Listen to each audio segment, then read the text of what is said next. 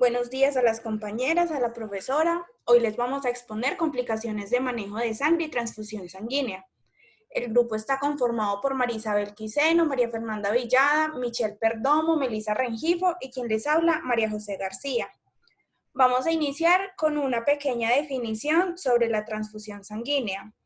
La transfusión sanguínea es un procedimiento que consiste pues en pasar sangre o alguno de sus derivados de un donante a un receptor. Esto es para poder reponer volumen sanguíneo, mejorar la hemoglobina, corregir los niveles séricos de proteínas o compensar cualquier pues otro déficit de cualquier componente de la sangre. La transfusión sanguínea es una herramienta muy útil que si se utiliza adecuadamente puede salvar muchas vidas, pero pues no está libre de ningún riesgo. En la transfusión sanguínea existen las reacciones adversas transfusionales que se definen en RAD, que son respuestas, claro está, indeseadas o que nosotros no esperamos que reaccione después de una transfusión o durante esta también. Bueno, la sangre tiene varios componentes como son los glóbulos rojos, que son los eritrocitos, los glóbulos blancos, que son los leucocitos, las plaquetas, que son los trombocitos, y todo esto nada en un líquido que es el plasma. La sangre también tiene otros componentes que aportan pues al cuerpo, que son la dilución de electrolitos, los hidratos de carbono, los lípidos y proteínas denominadas suero. La sangre también se define como un tejido.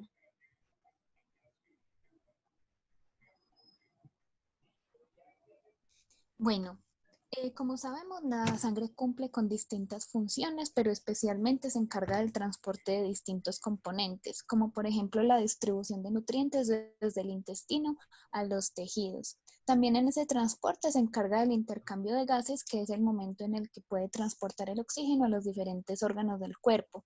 Y también puede realizar transporte de productos de desechos resultantes del metabolismo celular, liberando el cuerpo de todo tipo de toxinas o en su mayoría desde los lugares de producción hasta los de eliminación.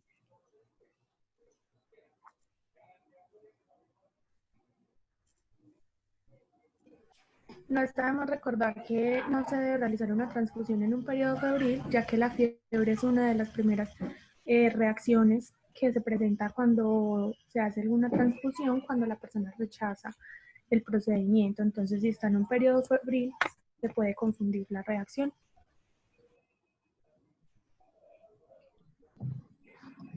Indicaciones.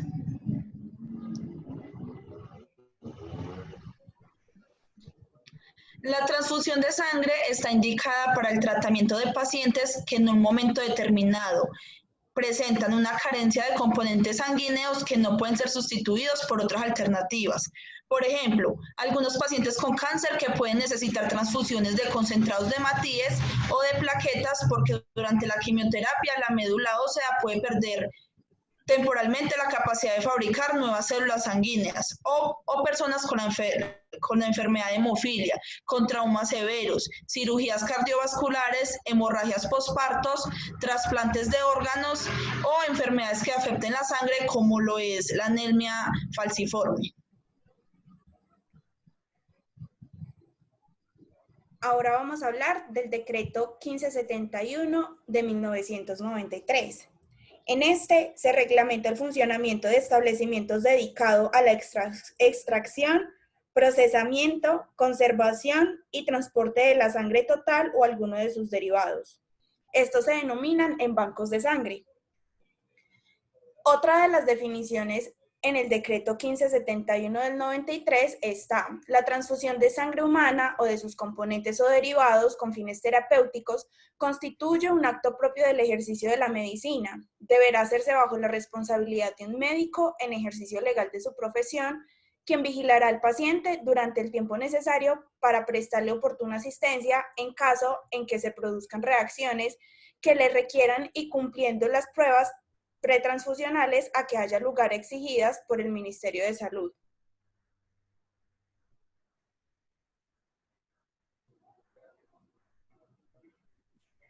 Para la administración de hemocomponentes, como profesional de la salud, debemos cumplir con los 10 correctos para evitar eventos adversos a la hora de llevar a cabo el procedimiento.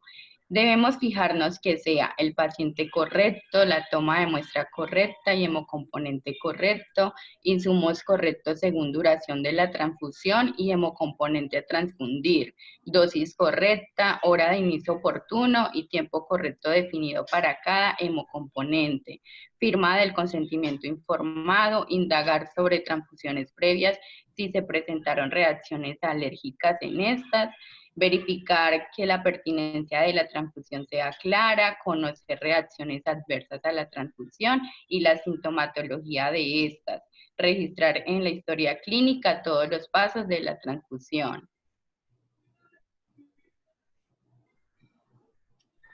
En Colombia se cuenta con un programa de hemovigilancia que permite la detección, registro y análisis de la información relativa a los eventos adversos e indeseables derivados, tanto de la donación como de la transfusión de sangre.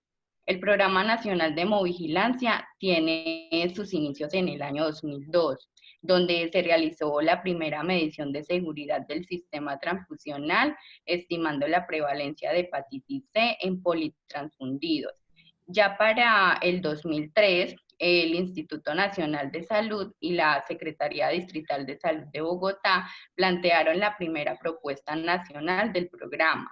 Más tarde, la Política Nacional de Sangre, promulgada por el Ministerio de Salud y Protección Social, resaltó la necesidad de contar con este monitoreo permanente de la seguridad transfusional en Colombia. Los indicadores de hemovigilancia son los siguientes: selección de donante, incidencias durante la donación, problemas de las donaciones, fallos del sistema de fraccionamiento, pruebas pretransfusionales, administración de la transfusión y seguimiento inmediato y posterior de la transfusión.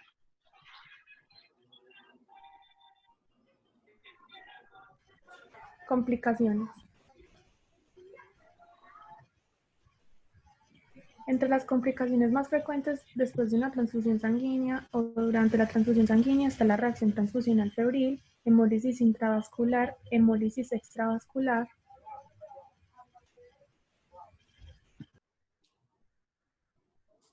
Así como también podemos encontrar la enfermedad de injerto contra huésped, que sucede cuando hay una reacción inmunológica mediada por linfocitos presentes en el componente sanguíneo.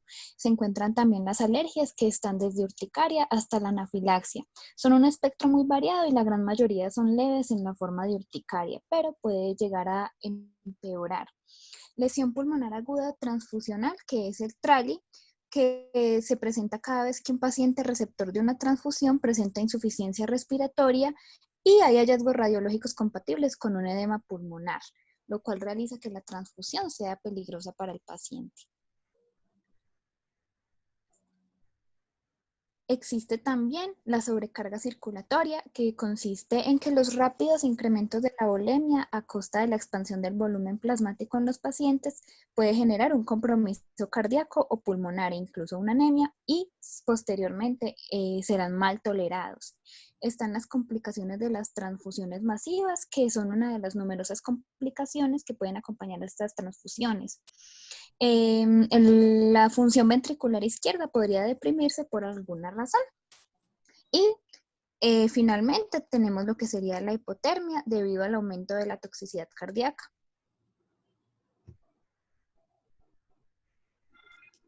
En el paquete instruccional de la guía técnica Buenas prácticas para la seguridad del paciente en la atención en salud encontramos los siguientes antecedentes. ¿Por qué es importante trabajar en el control de complicaciones asociadas a la disponibilidad y manejo de sangre y componentes y a la transfusión sanguínea? La transfusión de sangre es una herramienta terapéutica útil en la práctica médica actual y aunque su papel es salvar vidas, no siempre pues se lleva a cabo de la mejor manera. No está libre de riesgos. Una reacción adversa transfusional, representado con la sigla RAT, Puede ocurrir durante o después a la transfusión y afecta la seguridad del paciente. Algunas reacciones constituyen eventos clínicos que se presentan a largo plazo y que afectan la salud del receptor de manera crónica.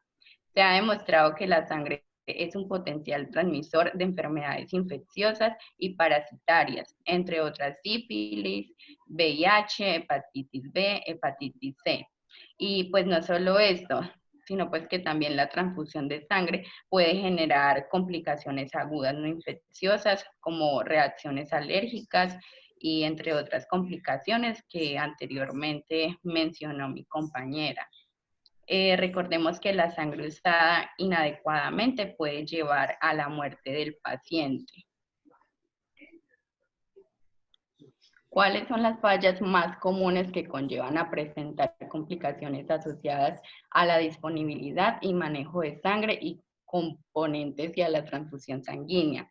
La OMS, en el documento El proceso de transfusión clínica y la seguridad de los pacientes, establece las siguientes fallas como las más comunes frente a todo lo que compete una transfusión sanguínea: tipo de sangre equivocado, identificación incorrecta del paciente, identificación incorrecta en las muestras sanguíneas o las bolsas de sangre, errores de muestreo y rotulado, errores de laboratorio, errores administrativos, almacenamiento y manipulación inapropiados de la sangre, omisión de la comprobación final a la cabecera del paciente antes de administrar la sangre, falta de vigilancia del paciente durante la transfusión.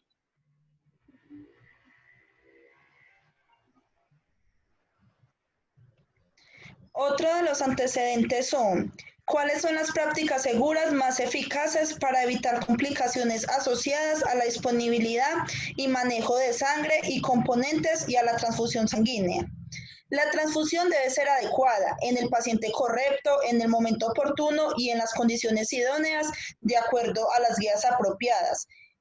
Esta es una cadena de acontecimientos integrados que comienzan con la decisión de que un paciente realmente necesita la transfusión sanguínea y finaliza pues con una evaluación del resultado clínico de la transfusión. Un proceso para conseguir el uso seguro, clínicamente y eficaz, y que sea también eficiente, de la sangre humana donada, sin reacciones adversas ni que tampoco presente el paciente infecciones, que también beneficien al paciente y que no se realicen innecesariamente. Asimismo, las instituciones de salud pueden prevenir la presentación de estos eventos adversos o errores mediante el fortalecimiento de procesos como lo son la capacitación, el establecimiento de guías de manejo para que el personal médico brinden el mejor tratamiento al paciente y así se pueda determinar si el tratamiento transfusional es la mejor opción para el paciente. ¿Cuáles son los mecanismos de monitoreo y seguimiento más eficaces de las complicaciones asociadas a la disponibilidad y manejo de sangre y los componentes a la transfusión sanguínea? La OMS recomienda que deben crearse en todas las instituciones de salud, que deben haber comités de transfusión y sistemas para notificar las reacciones adversas a las transfusiones. Esto se hace como para hacer un monitoreo y un seguimiento del uso seguro y racional de los componentes sanguíneos. Otro de los antecedentes está: ¿cómo se implementan prácticas seguras para evitar complicaciones asociadas a la disponibilidad y manejo de sangre y componentes y a la transfusión sanguínea? Acá tenemos diferentes puntos y los vamos a ir desglosando uno por uno. El primero es la descripción de la experiencia exitosa. Esto se realizó a través de la hemovigilancia y la seguridad transfusional. Nos hacemos la pregunta: ¿por qué se considera una experiencia exitosa? Por esta pregunta nos vamos al siguiente cuadro, que son los puntos más relevantes de la experiencia exitosa. Estos son: porque se realizó un seguimiento pertinente al paciente, porque hubo capacitación a todo el personal sobre la transfusión y cuándo se necesitaba. También porque se utilizaron los protocolos de transfusión, porque tuvieron las definiciones y tuvieron en cuenta cuáles fueron los riesgos posttransfusionales o durante la transfusión. Tuvieron en cuenta la identificación y el análisis de los incidentes y eventos adversos. Esto lo hicieron como una retroalimentación. También porque realizaron rondas. Y por último, porque utilizaron los correctos para la transfusión sanguínea que vimos anteriormente. Luego nos hacemos la siguiente pregunta. ¿Hay evidencia de impacto en el usuario? Esto es un sí. Hubo un impacto importante ya que con esto se redujeron los riesgos. El siguiente punto. Estrategia para la superación de la reacción al cambio por los colaboradores de la entidad. En este habían 2 puntos que decían educación a personal de enfermería y médico. Y el segundo, seguimiento a casos 1 a 1 y que participaran en el análisis si la transfusión sanguínea era el tratamiento adecuado para el paciente. Después, estrategias para que la implementación de la buena práctica no sea visto como una tarea adicional. Simplemente se hicieron unos planes de cuidados de enfermería y guías médicas. Con esto se construyeron también protocolos que ayudaron en las estrategias del control y en las indicaciones que necesitaban para la transfusión sanguínea. Después, estrategias para contar con los recursos financieros requeridos. Todo esto se asignaba y se seguía con la participación del banco de sangre. Y por último, indicaciones que me demuestran el impacto de esta experiencia exitosa. Todo esto era con todos los procedimientos y los pacientes que tuvieron una respuesta exitosa a la transfusión sanguínea. Por último, ¿cuáles son los factores contributivos más frecuentes que conllevaban a que se presenten complicaciones asociadas a la disponibilidad y manejo de sangre y componentes y a la transfusión sanguínea? Aquí encontramos causalidad de sucesos adversos, como los factores contributivos, que son fallas latentes, acciones inseguras, que se definen en fallas activas, y las barreras y defensas, que se definen en prácticas seguras.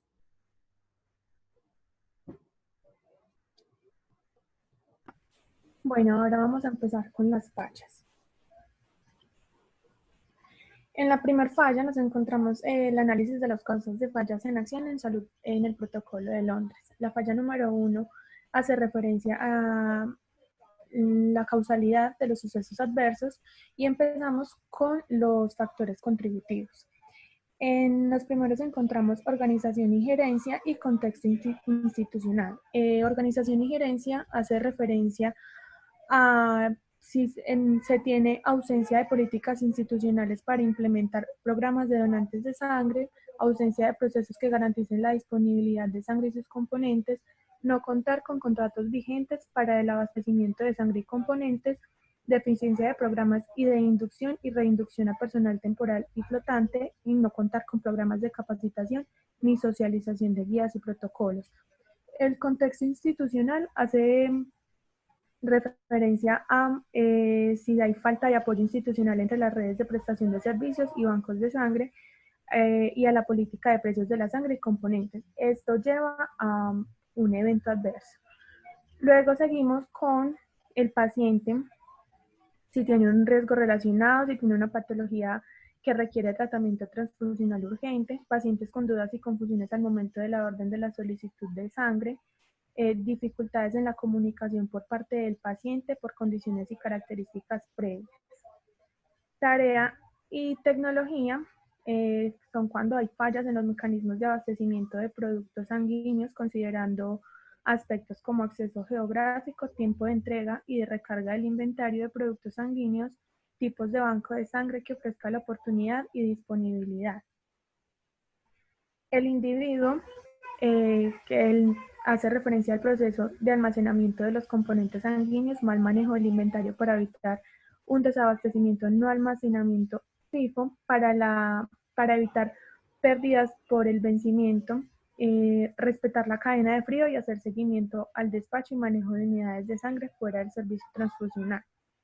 También no tener un personal idóneo, también fallas en la recepción de los componentes sanguíneos, que esto debe incluir una verificación de las solicitudes de sangre y componentes, también una verificación del estado físico, sello de calidad, cantidad, fechas de vencimiento, tipos de componentes e identificación inequívoca de unidad de componente sanguíneo para asegurar la trazabilidad entre el donante, la unidad y receptor de la sangre, y de verificación del cumplimiento adecuado de la cadena de frío.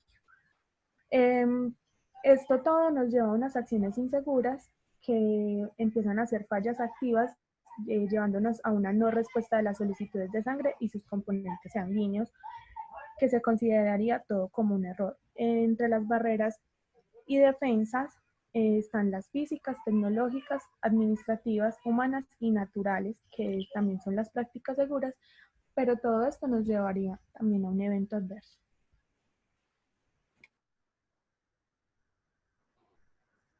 Bueno, en cuanto a la falla activa número 2, estamos analizando nuevamente la causalidad de estos sucesos adversos.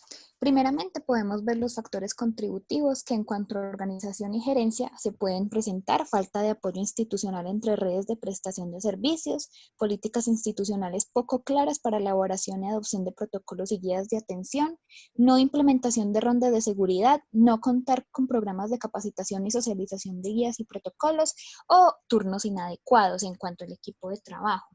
Cuando hablamos sobre el paciente, las tareas y tecnologías y el individuo, podemos encontrar que se puede realizar una investigación sobre el personal no idóneo. También se puede encontrar riesgos relacionados con incorrecto diligenciamiento de la orden de solicitud del examen, no aplicación de instructivos para asegurar la oportunidad de la transfusión, fatiga del personal, errores en la identificación del producto sanguíneo o del paciente, identificación incorrecta de la unidad sanguínea solicitada, no especificación del tipo de componente sanguíneo, o una inequívoca de unidad de componente sanguíneo y del paciente o quien va dirigido para asegurar trazabilidad entre donante, unidad y receptor de la sangre. En cuanto al equipo, podemos encontrar que el personal clínico y el personal del banco de sangre, existen entre ellos discrepancias contra el responsable de asegurar que la sangre sea transportada al paciente lo más pronto posible una vez esté lista. Puede existir la ausencia de apoyo al personal del banco de sangre o del servicio transfusional para asegurar que la sangre sea proporcionada en el momento correcto y en el lugar correcto. En cuanto a ambiente, podemos encontrar que hay personal insuficiente en el laboratorio y en las áreas clínicas. También puede haber una mezcla de habilidades y tareas, una carga de trabajo inadecuada o un clima organizado alterado. Esto nos conlleva a algunas acciones inseguras que podemos encontrar también en el cuadro, que podría ser la administración no oportuna de sangre y o componentes sanguíneos de acuerdo a la respuesta de la solicitud por parte del banco de sangre, o equivocación en el marcaje de estos hemocomponentes. Por eso se tiene que tener muy en cuenta lo que sería la identificación. Finalmente, podemos ver que eso nos puede conllevar a un error, y para ello podemos encontrar barreras de defensa que se dividen entre físicas, tecnológicas, administrativas, humanas y naturales. En cuanto a las físicas, podemos encontrar que se puede realizar un manejo de reservas de sangre con un stock mínimo. En cuanto a las administrativas, que también abarcarían las tecnológicas, sería el entrenamiento y supervisión especial del personal que participa en el proceso, una capacitación constante, un reentrenamiento e incluso una inducción. Una elaboración de manuales de funciones para el personal involucrado en el proceso de gestión de medicamentos, conformar un comité transfusional para revisión de la actividad de la IPS frente a las transfusiones realizadas, o elaborar planes de mejoramiento. Y en cuanto a las naturales, que también abarcaría mucho de las humanas, sería garantizar ambiente adecuado, que sería la temperatura, la humedad y la iluminación para el manejo de sangre y hemoderivados, y la adherencia a los protocolos de transfusión y hemovigilancia institucional, así como los registros completos en la historia clínica para tener evidencia y retroalimentar los errores con la transfusión para fortalecer el proceso de transfusión segura.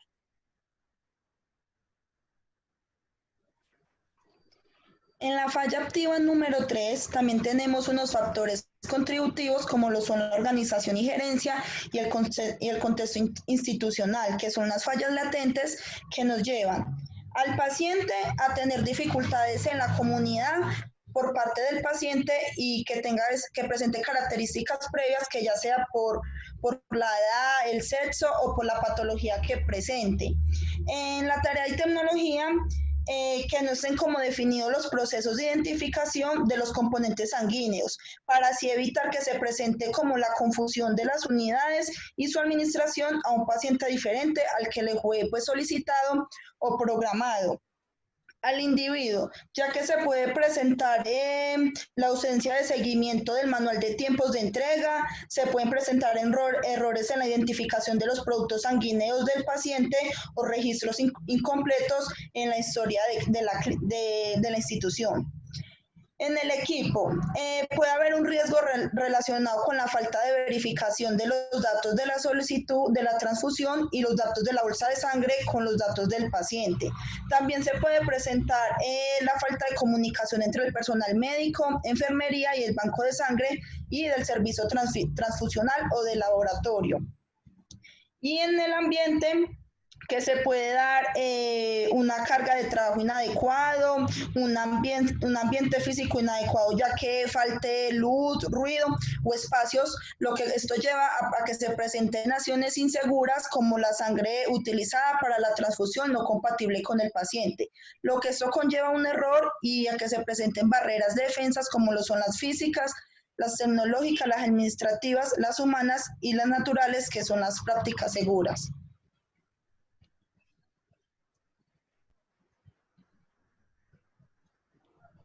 En la falla activa número 4, también tenemos los factores contributivos, organización y gerencia y contexto institucional, lo que lleva el paciente por la patología, la edad, el nombre y el género. En las tareas y tecnologías tenemos que no estén como establecidos o actualizados los procedimientos para la realización de las transfusiones.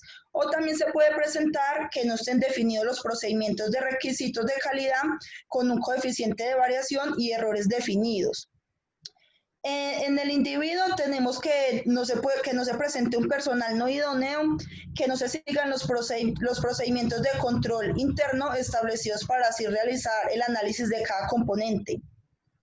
En el ambiente tenemos que se presente un personal insuficiente en el laboratorio y en las áreas clínicas y que se presente también una sobrecarga de trabajo, lo que esto lleva a acciones inseguras como la transfusión sanguínea con contaminación, lo que lleva a que se presente un error y que se presente un evento adverso.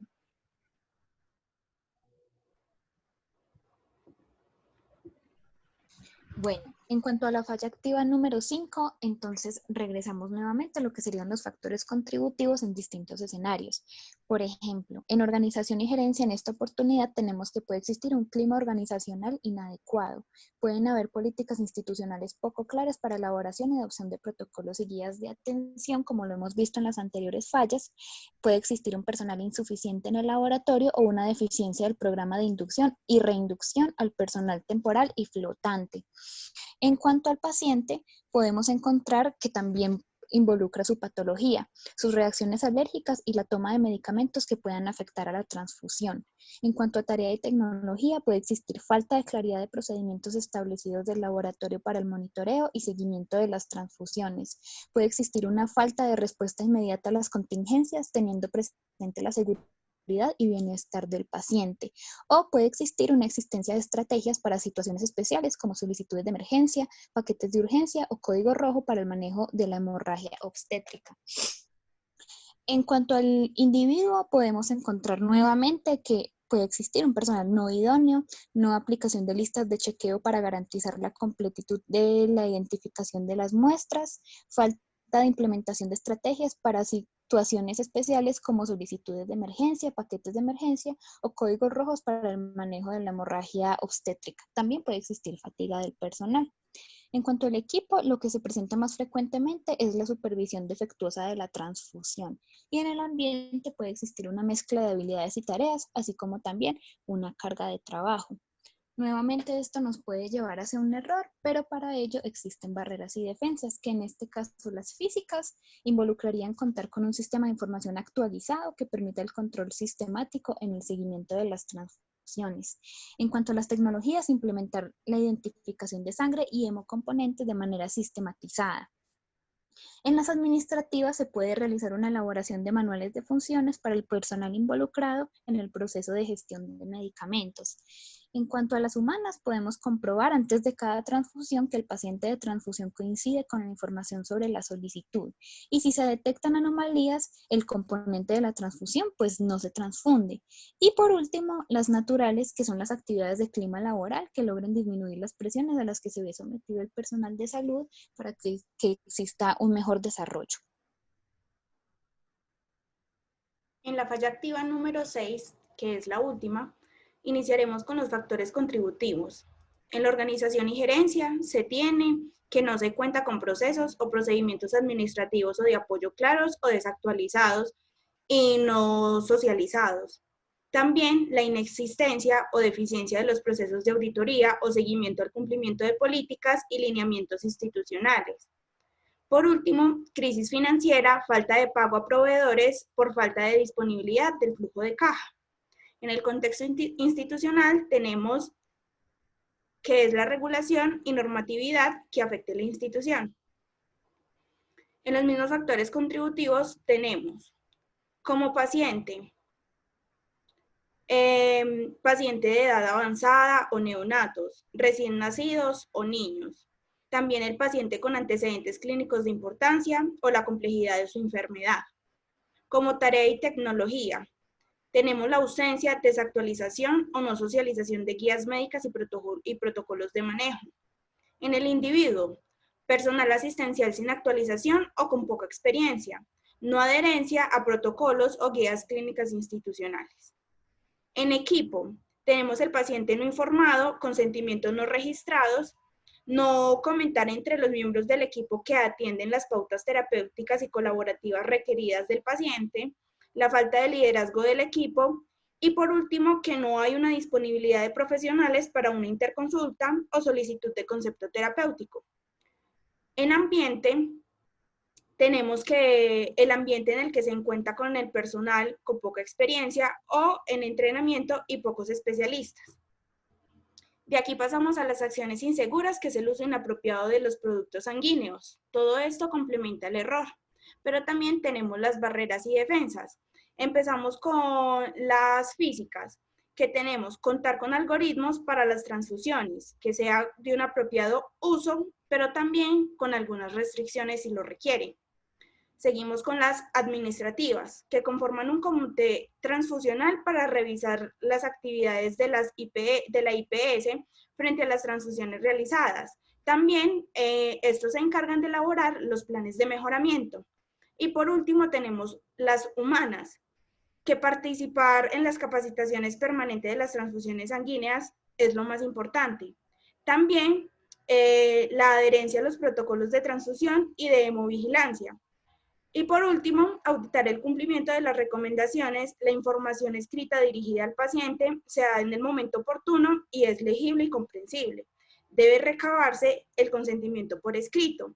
Y claro está, hablar con un lenguaje no técnico hacia nuestros pacientes. Así podemos evitar un evento adverso.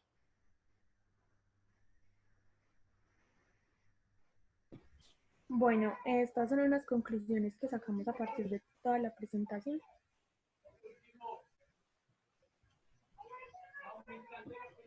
Es necesario que las instituciones que presten el servicio de transfusión sanguínea cuenten con mecanismos que permitan garantizar al usuario final la seguridad de estar recibiendo un producto que ha sido verificado desde todos los ámbitos para evitar la presentación de eventos adversos.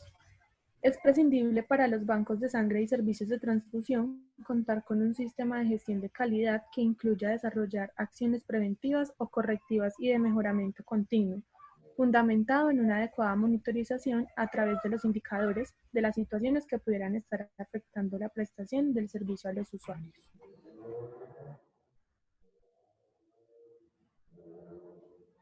También se puede concluir que dentro de la presentación de eventos adversos por errores del personal clínico, se evidencia que los factores contributivos que más intervienen están relacionados con competencias genéricas del equipo de trabajo, entre las cuales se destaca la comunicación ineficaz, incumplimiento de responsabilidades adquiridas, poco trabajo colaborativo. Por lo tanto, es necesario que dentro de los programas de capacitación de las instituciones se desarrollen temáticas referentes a reforzar estas competencias en los profesionales de la salud.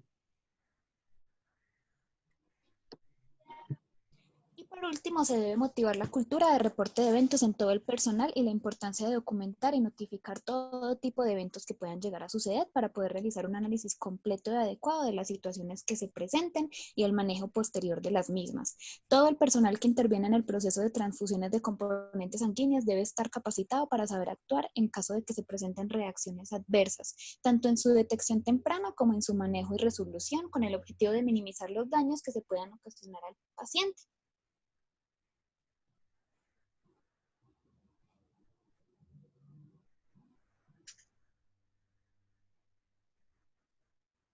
Muchas gracias.